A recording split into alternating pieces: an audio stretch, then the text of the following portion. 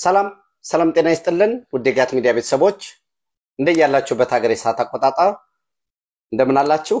እንደምን ቆያችሁኝ ይህ ዘወትር በዚህ ሰዓት ወደ እናንተ የሚደርሰው የጋቱሎ ፕሮግራማችን ነው በጋቱሎ አጫጭር መረጃዎች ወደ እናንተ ይደርሳሉ ቢደርሱ መልካም ይሆናሉ ያልኳቸውን አጫጭር መረጃዎች እየመጥቻለሁኝ ዘወትር እንደምታርጉት ላይክ አድርጉ ሼር አድርጉ ለወዳጅ ለቤተሰቦቻችሁ አድርሱ ሐሳብ አስተያየታችሁን አካፍሉ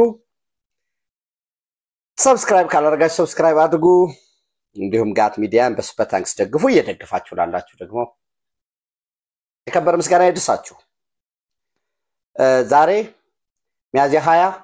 2017 በኢትዮጵያ ዘመን አቆጣጠር አፕሪል 28 2025 በጎርጎሳውያን የዘመን አቆጣጠር ነው ምናልባት ከህዋት አንፃር ህዋት ሊሰረዝ ወይንም ፓርቲው ህልውናውን የሚፈልገው ከሆነ ምርጫ ቦርድ የሰጠውን ትዕዛዝ አክብሮ ጠቅላላ ጉባኤ ጠርቶ የምርጫ ቦርድ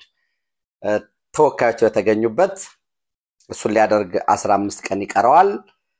ትናንትም ከትናንት በስቲያም እንዳልኳችሁ የቀደመ ፍቃዳችን ካልተሰጠን ቀውስ ይፈጠራል ወዘተረፈ የሚለው ይሄ የቢዝመንት ፖሊሲ ማባበል የትም አይደርስም ልክ አለው ገደብ አለው ህግ የተሻሻለው የብሔራዊ ምርጫ ቦርድ ህግ ያሻሻለው የተሰረዙ ፓርቲዎች ድጋሚ ሊመዘገቡ በሚችሉበት ለራሱ ተብሎ ነው ፍቃድም ወስዷል የመጀመሪያ ከዛ ባለፈ እንግዲህ ዛሬ አፕሪል 28 ነው ጅቡቲ የሚኖሩ ኢትዮጵያውያን በተለይ ዶክመንት የሌላቸው ኢትዮጵያውያን የሚወጡበት ሜይቱ እየደረሰ ነው 4 ቀን የቀረው ኦፍ ኮርስ በጅቡቲ ያለው የኢትዮጵያ ኤምባሲ እንዲራዘም ጠይቋል አንዳንድ የህግ ጉዳይ ያለባቸው ንብረት ያላቸው ዘተረፈ ወደ ኤምባሲው ይሄዱ ሪፖርት እንዲያደርጉ በሰጠው ባቀረበው ጥሪ መሰረት እሱን ያረጉ ነው ሪሌብል ናቸው ወይ ታማኝ ናቸው ወይ የሚለው እንዳለ ሆኖ አንዳንድ ይወጡ ነው የሚሉ መረጃዎችንም አይተናል ጅቡቲ ሪሊ በእውነት ጅቡቲ ይሄን ማድረግ ነበረበት ወይ የሚለው እንግዲህ መቼም በአለም ላይ ሀገራት አሉ በዚህ በፖለቲካል ሳይንስ ባናና ሪፐብሊክስ የሚባሉ አሉ ኦፍ ኮርስ ግብጻውያን እኛ ባናና ሪፐብሊክ አይደለንም ይያሉ ነውና በዚህ የሆነ ያለ ኢትዮጵያ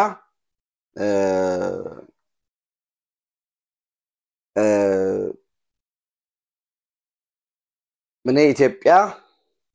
ከሌለች ጅቡቲ ያ ምንም ጥርጥር የለውም ጅቡቲ የሩሊንግ ክላሱ ሀገር ነች የፕሬዝዳንቱ የኢስማኤል ግሌድ እና በዙሪያቸው ያሉ ጥገኞች ሀገር ነች የሩሊንግ ክላሱ እና ኢንተርፕራይዝ የሆነ በቃ ጀስት የቢዝነስ ኢንተርፕራይዝ አለ ያፖርት አለ አንዳንድ ሰዎች ጅቡቲ ለ8 ሀገር ወታደራዊ ጣቢያ ስላከራየች ናቫል ቤዝ ሚሊተሪ ቤዝ ስላላት ምታተርፍ ምትጠቀም ማክሲመሙ የሚባለው ጅቡቲ ወታደራዊ ጣቢያ አከራይቶ የሚያገኘው ማክሲመም $250 ሚሊዮን አይደርስ ይሄን የጃይካ ጥናትን የጃፓን ኢንተርናሽናል ኮኦፐሬቲቭ ኤጀንሲ በ2023 ያስጠናውን ጥናት ደጋግሜ ወደናንተ ማቅረብ ይታወሳል ሶ እንግዲህ ይሄ በር ተዘግቶ ኤርትራ ከላይ ከምጽዋ እስከ ታች ራስ ዱሜራ ድረስ ለዛውም ደግሞ ታቃላችሁ ጅቡቲና ኤርትራ ኮ ደግሞ እዛው ኮስታል ላይን ይሄ ጠረፉ ላይ ይገባኛል ብሎኮ ግጭት ውስጥ ናቸው ይሄ ይገባኛል የኤርትራ መንግስት በኢትዮጵያ ይዞታ ውስጥ የነበረ ነው እኔ ከኢትዮጵያ ነው የተገነጠልኩኝ የኔ ይገባኛል ብሎ ያነሳል ጅቡቲ ደግሞ የለም በፈረንሳይ አግሪመንት መሰረት ከኢትዮጵያ ጋር በነበረው የኔ ነው ይላል ያን ያህል አንዩቲላይዝድ የሆነ ያልተጠቀሙበት ቦታን ይዘው ማለት ነውና ይሄ እኔ የትኛውም ሀገር ራሱን የቻለ ሀገር ነው ተብሎ ሊጠቀስ ይችላል ጅቡቲ ግን ሲምፕሊ ይሄ ባናና ሪፐብሊክ የሚባል ያው ቲዮሪ ነው ኦፍ ኮርስ የ1904 ላይ የአሜሪካው ጸሐፊ ሄነሪ የሚባል ጸሐፊ እንዳመጣው ነው የሚነገረውና ባናና ሪፐብሊክ is a country with an economy of state capitalism where the country is operated as a private commercial enterprise for the exclusive profit of the ruling class ይላልና እና ያለ ኢትዮጵያ ጅቡቲ የሚባል ሀገር የለም anyways በዛ የምትኖሩ ኢትዮጵያውያን በዛ የሚኖሩ ወገኖች ያሏችሁ የውድ የጋት ሚዲያ ቤተሰቦች እሱን እንድታሳስቡ ለማለት ነው ከዛ ባለፈ ምናልባት የኢትዮጵያ ንግድ ባንክ እንደ ኢኮኖሚ በጣም ግዙፍ የሚባል ገንዘብ በድጋፍ መልክ ኢኮኖሚክ ሪፎርሙን ለመደገፍ የሚያስችለው ፕሮጀክቶችን ለመደገፍ የሚያስችለው ራሱም ጠንካራ ተወዳዳሪ ፋይናንስ ተቋም ለመሆን የሚያስችለው ድጋፍ ከአይኤምኤፍ እንደሚያገኝ እየተነገረ ነው በዚህ በእነዚህ በመጪዎቹ ቀናት ይሄን ድጋፍ እንደሚያገኝ ነው መረጃዎች እየወጡ ያሉት ከዛም ባለፈ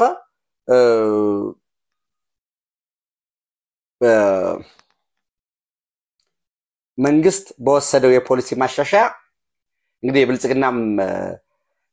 ማዕከላዊ ኮሚቴ ስብሰባም ሲወጣ አይታችሁን የብድር መጠኑ ወደ 80% የተጠጋው ወደ ፕራይቬት እንዲሄድ አድርጓል ወደ ፕራይቬት የመንግስት የልማት ድርጅቶች አሉ ለምሳሌ አሁን አንዱ የኢትዮ ቴሌኮም የኢትዮጵያ አየር መንገድ ድርጅቶች የመንግስት ድርጅቶች የሚበደራሉ ፊዚቢሊቲ አቅርበው አዋጭነቱ and something ፖሊሲ የፖሊሲ ኢንስትሩመንት ቢሆኑ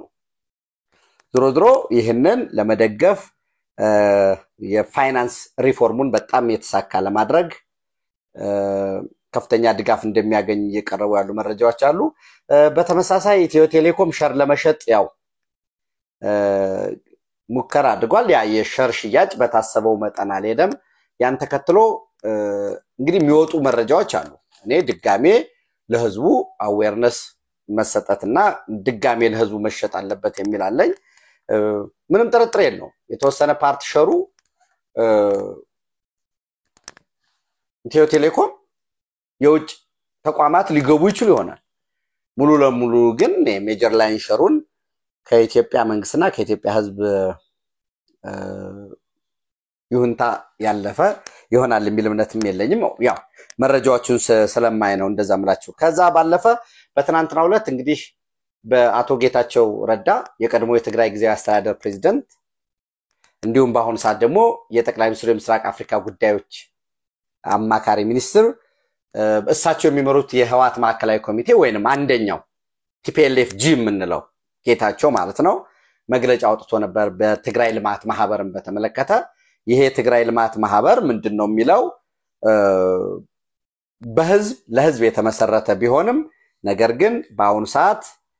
አንደኛው አንጃ ወይ በደብረ ጽዮን የሚመራው አንጃ የትግራይ ህዝብ የልማት አጋር የልማት አቅም የሆነውን የትግራይ ልማት ማህበር የትግራይ ዲቨሎፕመንት አሶሲዬሽንን ጠልፎ ለጥገኛ ጥቅሙ እየተጠቀመበት ወይ ሊጠቀምበት እየሞከረ ነው ይሄንን መቃወም አለብን የሚል ሰፊ ጥሪ ለትግራይ ህዝብ እና ለትግራይ ህዝብ ወዳጆች መግለጫ አውጥቷል እንግዲህ አንዳንድ መረጃ በዛው ላይም በትናንቱ መግለጫም ላይ ምን ይላል የትግራይ ህዝብን ከፊት በመሰለፍ የትግራይ ህዝብን ታግሎ በማታገል የትግራይ ህዝብ አስተማማኝ ልማት እድገት ብልጽግና ሰላም ወደሚያገኝበት መንገድ የሚመራው በምሁራን በወጣቶች በትግራይ ህዝብ ሁነኛ ታማኝ አገልጋዮችና ታጋዮች የተደራጀ ፓርቲ በቅርቡ እናስተዋውቃለን የሚል መግለጫ ውስጥ ተካቷል ኦፍ ኮርስ ምንድነው ትራያንጉሌሽን ያስፈልገዋል ዝሮ ግን በመረጃው መሰረት ምንድነው አቶ ጌታቸው ረዳ ሌተናል ጀነራል ጻድቃን ገብረትንሳኤ ፕሮፌሰር ክንዲያ ገብረህይወት ረዳ ያለፎም ብርሃን ገብረ ኢየሱስ ምን መዘክር አባዲ እንደተካተቱበት አንዳንዶቹ እንዲያውም በዛ በፓርቲ ምስረታ ላይ የመስኖና ቆላማ አካባቢ ሚኒስትሩ ዶክተር አብርሃም በላይ የቀድሞ የፌዴሬሽን ምክር ቤት አፈ ጉባኤ ወይዘሮ ኬሪያ ኢብራሂም እንደተካተቱበት የሚወጡ መረጃዎች አሉ ፕሊዝ ጋት ሚዲያ ይሄንን ትራያንጉሌት አድርጎ ቬሪፋይ አላደረኩም ብቻ እነዚህ ስፔኩሌሽኖች አሉ ፓርቲ ግን እንመሰርታለን የትግራይን ህዝብ በማታገል ከፊት ቀድመን በማታገል ሰላሙን ልማቱን የሚረጋገጥበት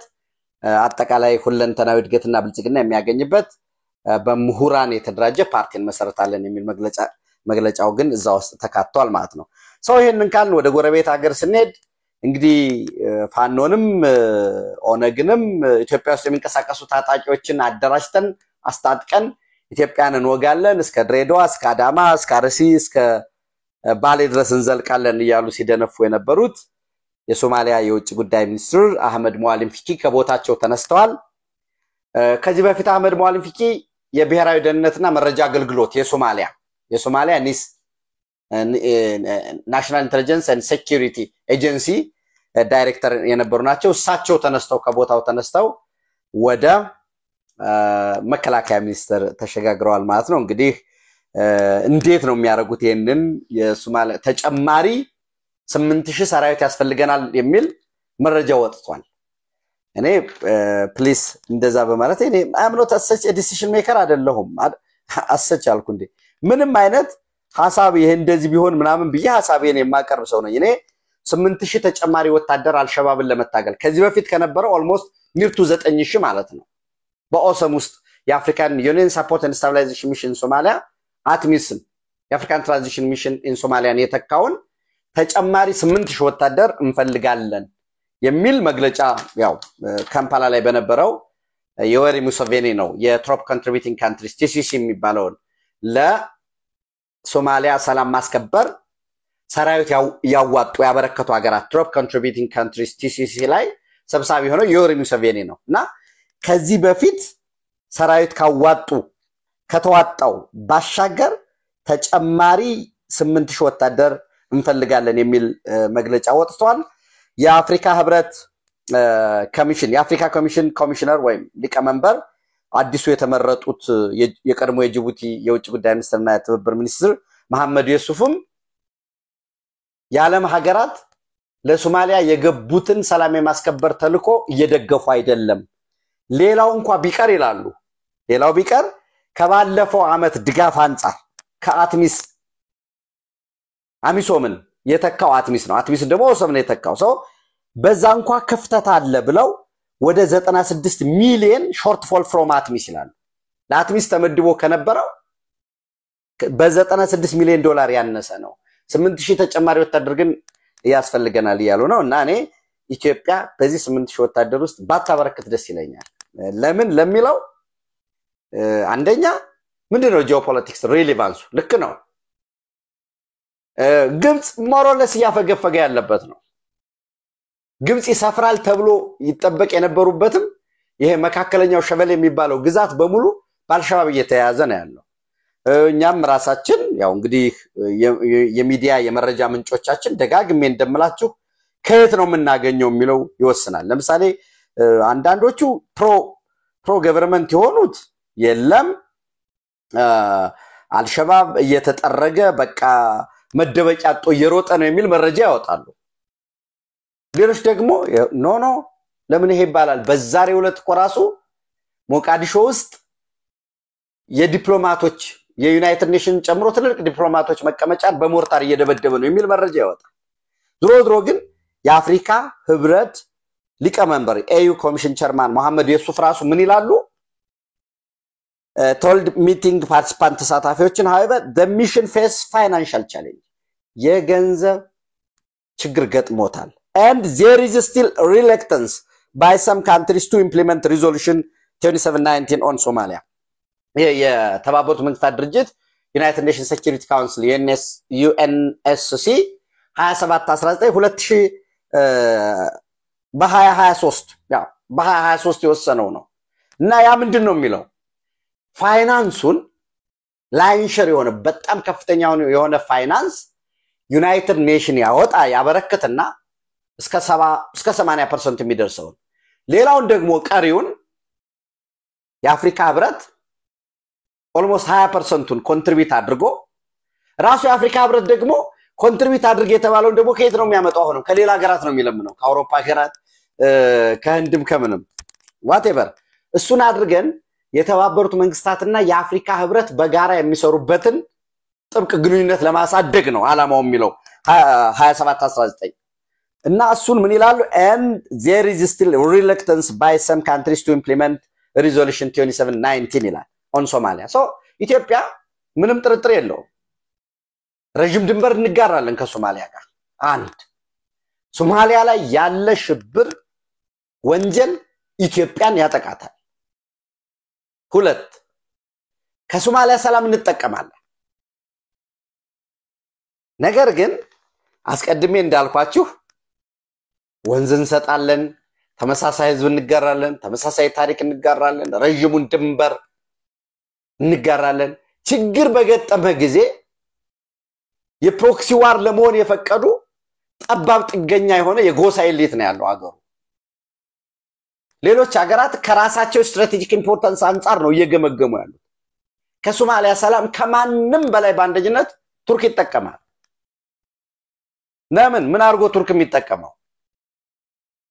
ቢያንስ ሃይድሮካርቦን አግሪመንት አለው ትልቁ የማሪታይም ማሰልጠኛው ዛና ያለው ሰውኛ እኔ ከዚህ በፊት እንደነበረው ይሄን ያህል ወታደር ይመደብልን ይሄን ያህል ይደረግልን ከሚል ነው 8000 ወታደሩ ላይ ሌሎች ከፈለገ ግብጽም ሊያዋጣ ይችላል we must make them busy ግብጽ ይጨምር 4000 አርጋ ያዋጣ እኛ በነበርንበት ሳውዝ ዌስት ሶማሊያ ላይ በደንብ እናስከብራለን ጁባላንድ ጋር በደንብ እናስከብራለን ከዚህ በፊት የተፈረመውን በሶማሊያ መንግስትና በኢትዮጵያ መንግስት መካከል እንዲሁም በሶማሊያ መንግስትና በሰራዊት ባበረከቱ ሀገራት መካከል በተቀመጠው ፕሮቶኮል መሰረት እንሰራለን ተጨማሪ ወታደር ይኑረን ተጨማሪ እንደዚህ እናዋጣ ትልቅ ዋጋ ያከፈል ደም ተከፍሎ አጥንት ተከስክሶ ያ ሁሉ የቆመ ኢትዮጵያ እኮ ያንን ኢስላሚክ ኮርቱን ካባረረች በኋላ እኮ ነው አሚሶም የሚባል ተልኮ የመጣ አሚሶም ነው ወደ አትሚስ እኮ ነው ወደ ኦሰም ይሄድ ያ ሁሉ ተክዶ ግማሹ ከናይሮቢ ግማሹ ከካምፓላ ግማሹ ከኳታር ከጅዳ ከሪያድ ተሰብስቦ መጥቶ ነው እንግዲህ አገር መንግስቱ ነው መልሶ ኢትዮጵያን ለመውጋት የፈለገው ሰው ባለው የሰላም ስምምነት ባለን ዲፕሎማሲያችንን የበለጠ ያጠናከን ነገር ግን በተጨማሪው 8000 ወታደር ላይ የኢትዮጵያ መንግስት ባይሳተፍ ደስ ይለኛል ግን ደግሞ ሌሎች የሚታዩ ጉዳዮች ካሉ የኔ ሐሳብ anyways so በዚህ መሰረት ነገሮችን ማየት ያስፈልጋል ሌላው እንግዲህ ምናልባት ሩሲያ ጅቡቲ ያለው የሩሲያ ኤምባሲ የሶማሊያንም ጉዳይ አፍር የሚከታተል ነውና ለሶማሌላንድ ፌብሩዋሪ እዚህ ማቅረብላችኋለሁ ለእናንተ ፌብሩዋሪ 5 2025 ላይ ደብዳቤ ጽፎ ነበር ምንድነው የሚለው ደብዳቤውን አብረን ለመስራት ሁለት መልእክተኞችን እንልካለን እነሱን እንድትቀበሏቸው መቀበል ብቻም ሳይሆን እንድታስጎበኙአቸው የሚል ወደብ እንድታስጎበኙአቸው የሚል ደብዳቤ ጽፎ ነበር ዘን ያንን ደብዳቤ ለዛ ደብዳቤ የተሰጠው መልስ ላንብብላችሁ ምናልባት Djibouti February 5 25 Your Excellency ይላል I present my heartfelt compliments and have honor to convey the following ብሎ ምን ይላል ሁለት ሰዎችን ወደ እናንተ ልከናል Mr. Andriy Plintev and Mr. Roslav Panus Counselor of the Russian Embassy in Djibouti are planning to visit Hargeisa from 10 to 13 February 2025 in this regard I would be grateful to Your Excellency for receiving them and for instructing the concerned service to organize their meeting with the Minister of Foreign Affairs of Somaliland, as well as to assist them in hotels accommodation, security measures, and provision of motor transport during their stay in Hargeisa. They would also like to travel to the city of Berbera to see the potential of the seaport as part of possible economic cooperation project with Russian regions. With Russian Federation አይደለም ከራሻ ሪጅኖች ጋር አብሮ በሚሰራበት ምክንያቱም እዚህ ላይ ያኔም ከዚህ ወደ እናንተ ሳቀር ራሽያን ሪጅን የሚለው ለሶማሌላንድ የሚሰጠው እንትን የለም ሶማሌላንዶች they are just በጣም አግሬሲቭ ናቸው እውቅና ለማግኘት ነገር ግን ራሽያ ምን አለ ከሶማሊያ ጋር መጋጨት አልፈለገም እነዚህ ሁለት መልእክተኞቻችን የጅቡቲ ኤምባሲ ላይ የሚሰሩ የራሽያ መልእክተኞች አቀባበል አድርጉላቸው በርበራን መጎብኘት ይፈልጋሉ ከዛ የራሻ ሪጅኖች ልክ ለምሳሌ ክልሎች ወሉት ልክ እንደ ኢትዮጵያ አብረው ለመስራት ይሄንን ለዚህ ደብዳቤ የተሰጠ ምላሽ በሚል እንግዲህ ምን ይላል የሶማሊላንድ የውጭ ጉዳይ ሚኒስትር የጻፈው ደብዳቤ ነው Dear Russian Embassy in Djibouti ይላል Thank you for your letter regarding the visit of Mr. Andrei Plentev and Mr. Roslapanus to Hargeisa. We greatly appreciate the Russian Embassy continued engagement and interest in strengthening relations with Somaliland. እናደንቃለን አብራችሁ ከሶማሊላንድ ጋር ያለውን ግንኙነት ለማጠናከር የሚደረገውን ጥረት እናደንቃለን ካለ በኋላ ምን ይላል በጣም ቢዚ ስኬጁል ስላለን ከነኝን ሰዎች ተቀበለን ለማስተናገድ እንደምንቸገር ወቁልን ይላል ላምብብላችሁ ጨርሽ Regrettably ወይ በሚያሳዝን ሁኔታ ወይ በጣም በታላቅ ሐዘን ከይቅርታ ጋር ማለት ነው Due to our tight schedules and the ongoing internal reform process as we settle into office, we are unable to accommodate the proposed visit at this time. Post ያካርነው ባለው ሪፎርም እንዲሁም ታይት የሆነ ምንድነው የሥራ ስኬጁል መሰረት ተቀብለን ለማስተናገድ ተቸግረናል በጣም ይቅርታ አድርጉልን ይላል We sincerely apologize for any inconvenience this may cause and appreciate your understanding. በጣም ለዚህ ታላቅ ይቅርታ እንጠይቃለን እንደምትገነዘቡ ነው እናምናለን ማለት We remain committed to fostering diplomatic and economic cooperation and look forward to identifying a more suitable time for such an important engagement in the near future. Please accept the assurance of our highest consideration. ጸሐፊው Dr. Mohammed Abdirrahman Hassan, Director General, Somaliland Ministry of Foreign Affairs and International Cooperation. So, Somaliland ራሻን አልፈልግም በነገራችን ላይ ሁሉ ጊዜ እኔ በጣም መከታተላቸው ትዊተር ላይ የሚጽፉ ሰዎች አሉ ጅቡቲን ስናስብ ሁሉ ጊዜ ቻይና ማሰብ መቻል አለበት ከቻይና ጋር የጠበቀ ግንኙነት መመስረት መቻል አለበት ቻይና ደግሞ አሁን ኢትዮጵያ የባህር በር ለማግኘት የምታደርገውን ጥረት ኦፊሻሊ አትቃወም ኦፊሻሊ አልደገፈች በተወሰነ ጊዜ ጅቡቲ ላይ እንድንቆይ ይፈልጋሉ ለምን ጅቡቲ በጣም ብዙ ዳለበት ከቻይና የተበደረው የጅቡቲ ፖርት ማስፋፊያ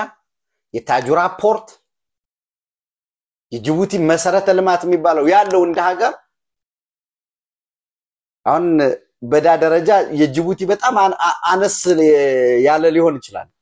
ያው ቼክ አርጉት እንደ እስከ 8 ቢሊዮን 10 ቢሊዮን ያለበት ምናምን ሚላን አሁን ለድሃ 10 ብር ስታበድሩና ለባለጸጋ 10 ብር ማበደር እንደሆነ ብላችሁ አስቡ ሶ የጅቡቲ ኢንታየርሊ 70-80% ጂዲፒው ማይኒንግ አይደለም ሰርቪሱ አይደለም ወይ የሆነ ኢንዱስትሪው የሚጎበኘው ቀላልና መካከለኛ ከፍተኛ ኢንዱስትሪው ቢች ዳር ያለ መዝናኛቸው ህክምና ትምርት ወዘተረፈ አይደለም ያቺ የጅቡቲ ወደብ ነች ያቺ የጅቡቲ ወደብ ደግሞ ጅቡቲ ራሱ እንደ ሀገር የቆመ ኢትዮጵያ የሚባል ሀገር ስላለ it is a strategic relevance ኢትዮጵያ አሰብ ወደብን ብትዝ ወይ ኢትዮጵያ የራሷ የሆነ ከቀይ ባህር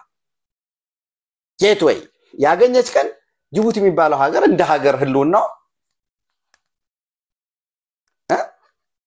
ምን ይሆናል ምን ይሰራል ከኢትዮጵያ ሌላው ለምሳሌ ኢትዮጵያ ኢንተረስቷን አይታ ወል ከምን ያህል ድረስ መሄድ አለብን የሚለው ሌላ ጉዳይ ነው ኢትዮጵያ ካላት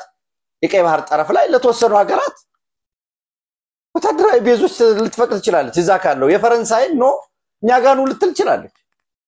ለምን ፈረንሳይንስ ኛጋኑ ከማለት ፈረንሳይ እናንተ ያላችሁ የባህር ቤዝ ወታደራዊ ጣቢያ ብዙ ማያስፈልጋቸው መኛ ጋር ጆይንት ሊስሩ አብረን ኦፕሬሽን ስራ ማለት ይቻላል ሰብ ኮንትራት ነው ኤኒዌይስ ሶ በዚህ መሰረት ራሽያን ሶማሊላንድ አልፈለገም ዘን እነኚህ ሰዎች ዋናው ነገር ለነገራቸው የፈለኩት እነኚህ ሰዎች በቀጥታ ሁለቱ ወዴት ነው ሄዱት ወደ ሶማሊያ ሄደው ሐሰን ሼክ መሐመድን አገኙት ማግኘት ብቻ አይደለም በቀጣይ በራሻና በአረብ ሊግ አባላት ሀገራት መካከል በሚደረገው ስብሰባ እንዲሳተፍ ሐሰን ሼክ መሐመድን ጋብዘውታል ፕሬዚዳንት ፑቲን ኢንቫይት ሶማሊ ፕሬዚዳንት ቱ ራሺያ አረብ ሊግ ሰሚት ስለዚህ ራሺያ ምናልባት ወዴት ሊሄድ ይችላል አሁን ባለው አሰላለፍ ልክ እንደ ቀዝቃዛው የዓለም ጦርነት ዘመን እንደነበረው እናስብና ራሺያ ወደ ሶማሊያ ሊሄድ ይችላል አሜሪካና እስራኤል ወዴት ሊመጣ ይችላል ነው ኤግዛክትሊ ያልኳቸው አለ አሰላለፎችን ይዋቸው አሜሪካ ዩናይትድ አረብ ኤሚሬት እስራኤል ወደ ኢትዮጵያ ሊመጣ ይችላል ራሺያ የታላሁን የ25 ዓመት የወታደራዊ ጣቢያ ጅቡቲ ጋር ሱዳን ጋር ተፈራርሟል ሶማሊያ ጋር የሚሊተሪ ቤዝ ሊጠይቅ ይችላል አሜሪካ እስራኤል ዩናይትድ አረብ ኤሚሬት ወደ ሶማሌላንድ እና ወደ ኢትዮጵያ ይመጣሉ በኃይል አሰላለፍ ቻይና ጅቡቲ ላይ ይቆያል ፈረንሳይ እዛው አለ ይሄንን እንግዲህ አኮሞዴት ማድረግ በዚህ ፓወር ባላንስ መጫወት በደንብ ማየት ያስፈልጋል እንግዲህ በትናንትናው ዕለት በዝርዝር ወደናንተ በሰበርም እንዳቀረብኩላችሁ ዶናልድ ትራምፕ ስዊስ ካናልና ፓናማ ካናል ያለ አሜሪካ ግዑዝ ናቸው ምድረበዳ ናቸው በዚህ መሰረት በፓናማ ካናልም ይሁን በስዊስ ካናል የአሜሪካ የንግድና ወታደራዊ መርከቦች ቤሳቢስትን 5 ሳንቲም ሳይከፍሉ እንደ ልብ መቅዘፍ አለባቸው የሚለው መግለጫ ማውጣቱን ተከትሎ እስካሁን አንድም የግብጽ ኦፊሻል ባለስልጣን መልስ አልሰጠም as far as my energy is concerned ነገር ግን ዘኒው አረብ ላይም አንዳንድ አህራም ኦንላይንም ጨምሮ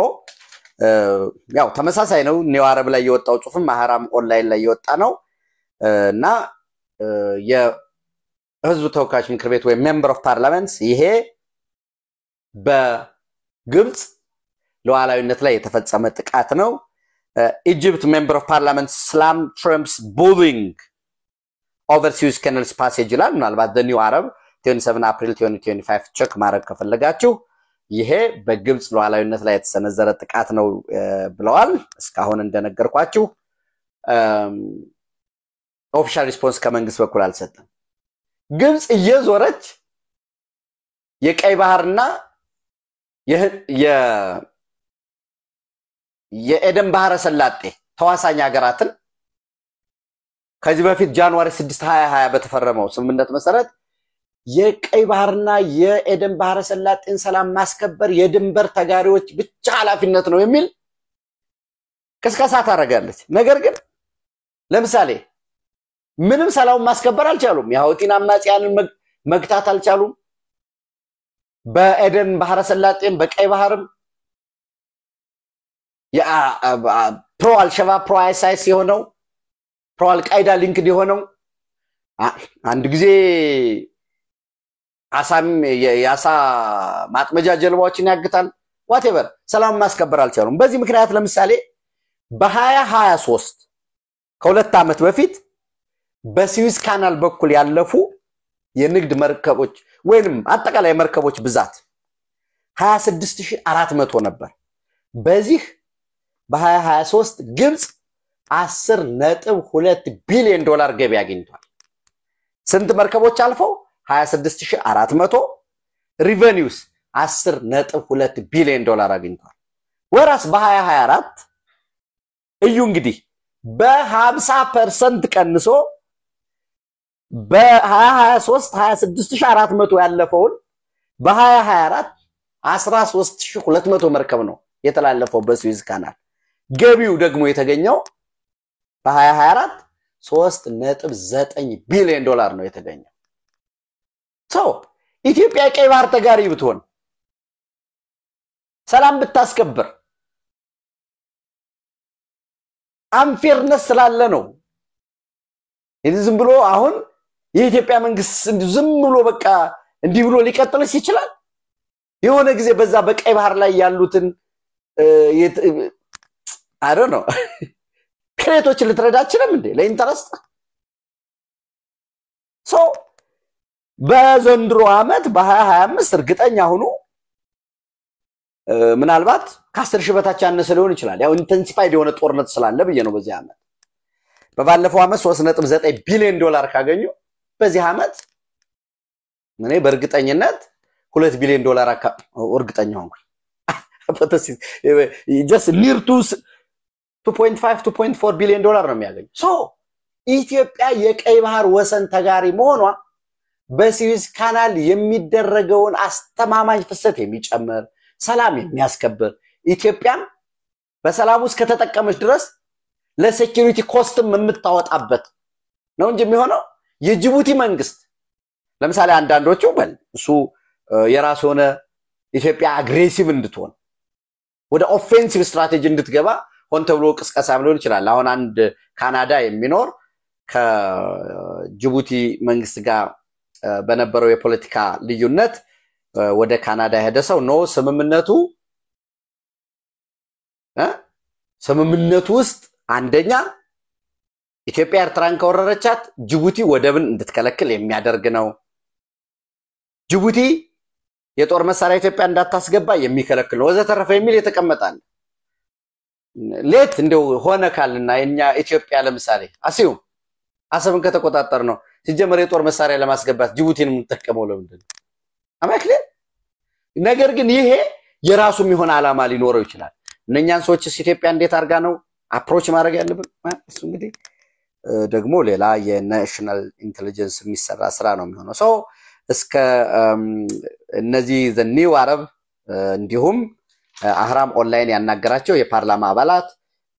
ታዋቂ ጋዜጠኞች እና የሲቪክ የማህበረሰብ ተቋማት መሪዎች በፍጹም የአሜሪካ የንግድም ይሆን የጦር መርከቦች በነፃ ሊሆን አይችልም ለአሜሪካ ነፃ ካደረግን ለሌላውም በነፃ ነው የሚሆነው ይሄ ሉዓላዊነታችን አንድ አካል ነው በግብጽ ህግና ስርዓት መሰረት የሚመራ ነው የሚል መግለጫ ያወጡ ነው ያሉት ተጨማሪ መረጃዎችን አሰባስቤ በጋት ለታዊ ምሽት ወደ እናንተ የምደርስ ይሆናል ኢትዮጵያ በክብር ለዘላለም ትኖር Thank you